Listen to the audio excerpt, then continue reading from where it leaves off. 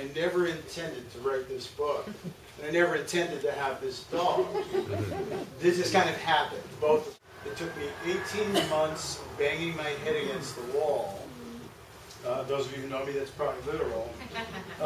Before it finally dawned on me what the story in this book was. It was partly more about how this dog had rescued me from a very serious problem I had my whole life. That I was one very angry guy. Most people with an anger problem, unless you're locked up, don't go around showing it to everybody all the time. We show it where we think we're going to get away with it, right? What did this guy have to be so upset about? On the blurb, it says, it's The Sopranos meets Marley and Me when a volatile, chronically ticked-off writer struggles to help an abused, timid, big-hearted shelter dog.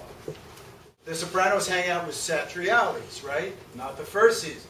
The first season, it was a place called Centani's Pork Store. Centani's Pork Store was half a block from my father's landmark restaurant, Spirito's, in Elizabeth, New Jersey.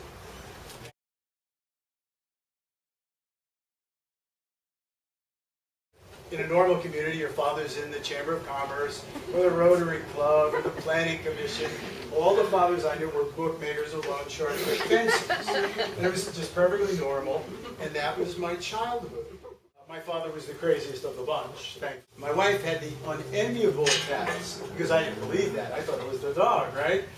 That we got a weird dog. And she had to point out to me, she said, honey, I know you're trying so hard, but the truth is, you're just too scary to live with. They say that when the student is ready, the teacher will appear, right? Well, mine bounced in on 4 legs.